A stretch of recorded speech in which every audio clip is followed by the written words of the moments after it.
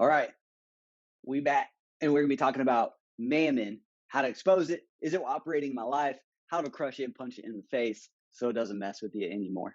So, in the last video, super quick recap, we talked about mammon. We talked about that it's riches personified in the form of a person, riches personified and opposed to God. All right, so if you remember this, let me pull up my screen here, and I want to just recap what we got going on because this is a big deal.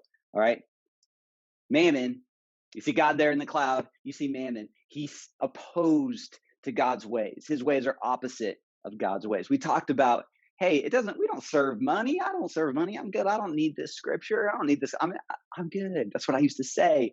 And then Lord give me that question down there. Hey, when the bucket went by, the offering bucket, did you ask God what to give, or did you ask your bank account?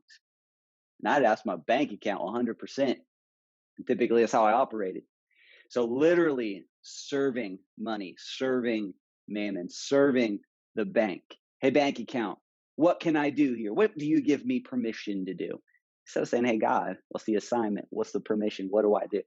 All right.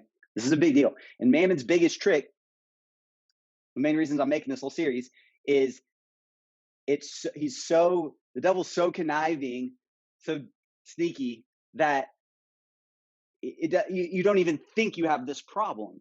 It's kind of hard you have to be self-aware enough to realize, yo, I got a problem. I am serving money. And it can be served out of greed. It can be served out of fear. We'll talk about that in a minute. But I want you to think about this. A lot of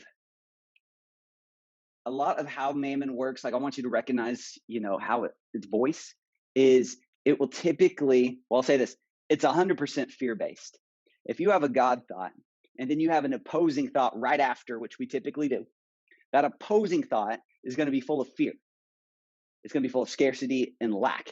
In the last video, I talked about the example of God whispering in your ear to say, hey, give that homeless guy $20. That command is rooted in faith and love and abundance and increase and all the things that are God's nature. Well, that second thought opposes it. It's the opposite.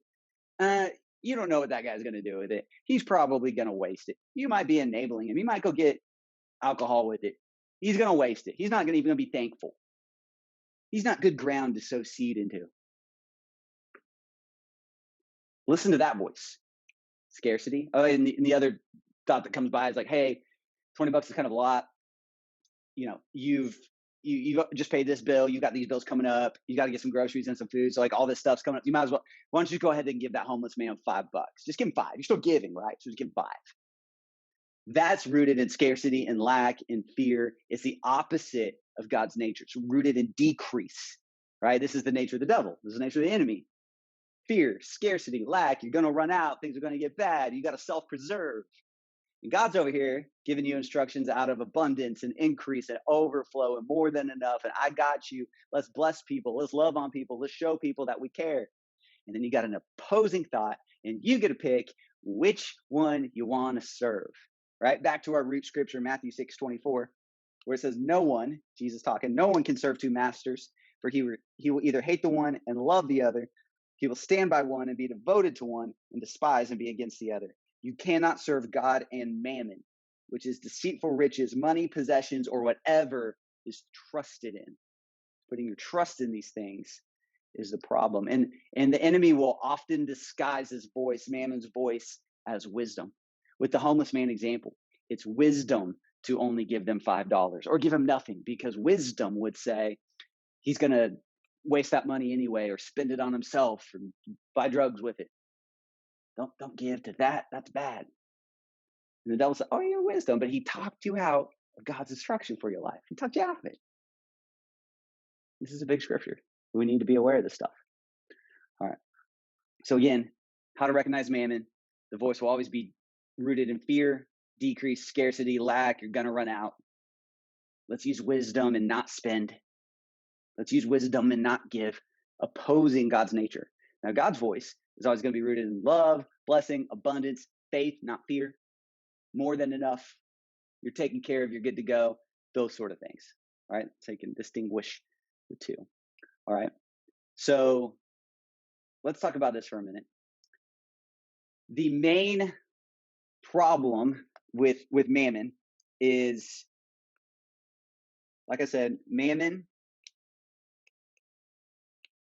it's the spirit that's on money. It's going to be rooted in fear.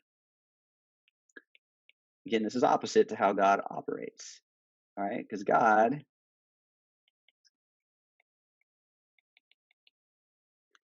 speaks out of faith. All right, fear is the opposite of faith. Faith is trust. All right. So if the enemy, the devil, can get you to make decisions based off of fear, he wins. This is his territory. He operates in fear. God operates in faith. The enemy operates in fear. There are scriptures that talk about what you fear will come upon you. What you fear and expect is what will happen. It's a law. It's the same thing. It operates the same way as faith, just in the way you don't want to go. Right? You want things to go this way. Faith is going to be an increase. Fear will always bring a decrease. All right. So these two guys, God and Mammon, are fighting for your thought life. So you're right here. Those are your ears. I'm such a good artist. All right. And so we've got God. We've got Mammon, this money eyeballs, over here. And they're both sending thoughts at you. And it is up to you what you accept and what you reject. Again, they're going to be opposite. They're competing for your attention. All right. This is you're going about your day, and this is it. They're competing for your attention. Think about all these decisions that we make. This is what I want to do when I say I want to expose Mammon. Think about this when you go up to the gas pump. Car's low on gas. You get out. You go to the gas pump, and guess what? You've got three options. There's the cheap gas, the middle gas, and the expensive gas. What do you pick? 99.99999% of you pick the cheap gas.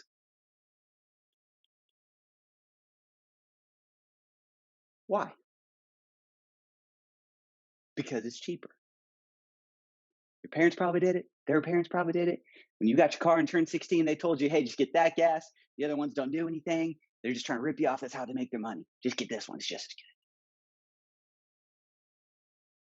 And we'll go our whole adult lives without challenging that thought. This is one of the things the Lord showed me as I was studying this. He said, hey, when you pick that gas, you're serving money. You're letting your bank account and money tell you what to do. Oh, Travis, that's not a big deal. That's nothing. And besides, the other ones don't really do anything better. Yada, yada. You're missing the point. You're missing my point. You're letting money dictate what you do here. I'll give you another example. Go out on a date with the spouse. Check out the menu. You've been dreaming about that steak.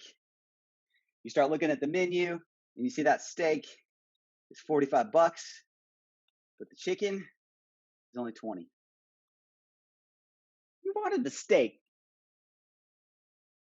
But then you start looking at the prices and you start justifying. You're like, well, she's going to order this, and I know she's going to get an appetizer and a dessert, so she's probably going to be about $75 for hers.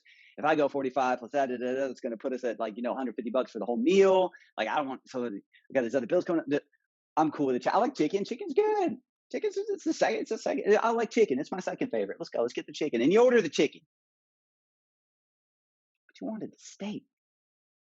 Is your God so small he can't get you the steak?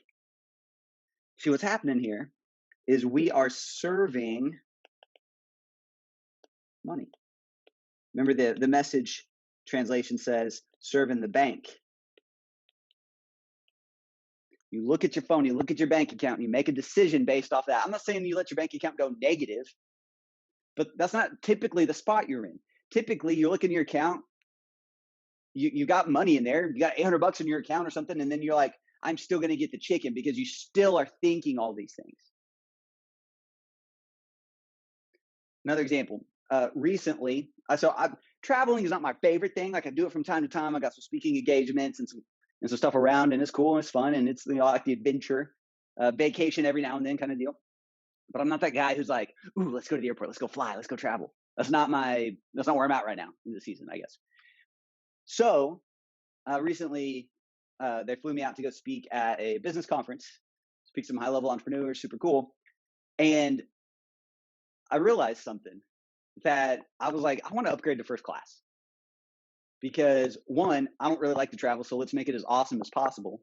But then two, I realized I had this block, I had this thing where for basically my whole adult life, I've never flown first class because I've just had that thought, that thing that, our parents or other people put in us like, oh, you don't need first class. It's not that much better. Like you're fine. It's just a waste of money. That's what everyone says. It's just a waste of money.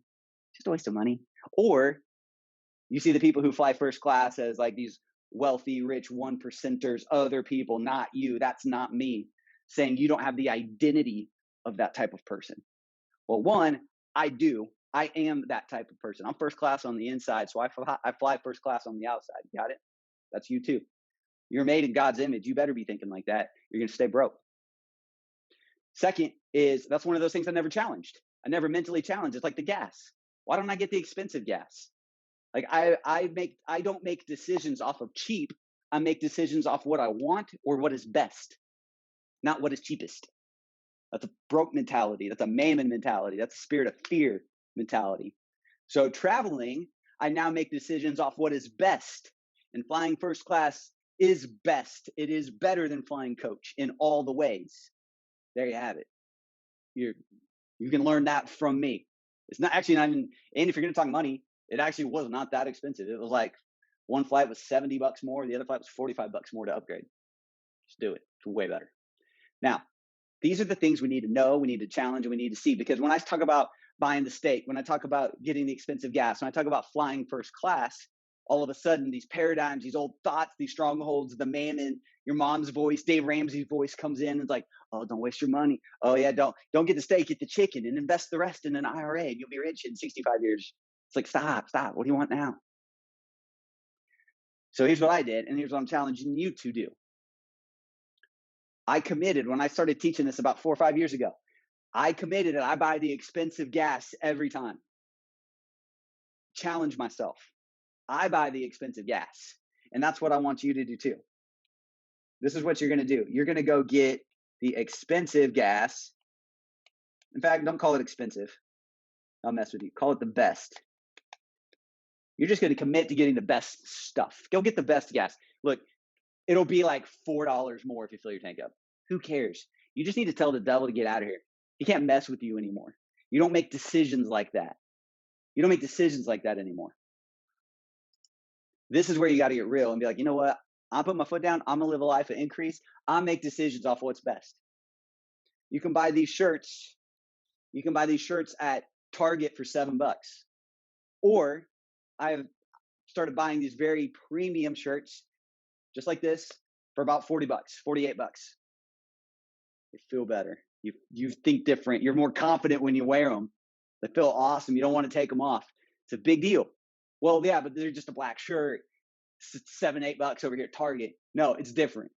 I'm telling you guys, if you want to live a life of increase, you want to level up, you want to start thinking like a wealthy person, you got to shut down Mammon. You got to shut down these poverty thoughts, these weak sauce, cheap thoughts, like broke people thoughts, and just be like, hey, I'm the type of guy who buys the best stuff. That's how I make decisions now. I'm the type of girl who buys the best. And guess what? Ever since I've made this shift, I've never run out of money. God's always supplied for it. He's always brought the increase needed to live this way. Because he's looking at his kids and being like, yes, please, I need you to be in the best houses. I need you to drive the best cars. I need you to make me look good. Stop making me look cheap. Misrepresenting the creator. He's not a cheap guy. He's not short on money. Why are you acting like it? Oh, man. I'm getting riled up. I love you guys. Stay tuned. Subscribe to my stuff. Make sure you check out the increasemethod.com. We also have the Increase University. That's my entire framework for living this increased life. I'm going to hold you accountable, kick you in the butt, make sure that you hit your goals and go to the next level this year. That's increaseuniversity.com. I love you guys. I'm going to see you in the next video because I got lots more to say, and I'm going to teach you and help you on this. See you in a sec.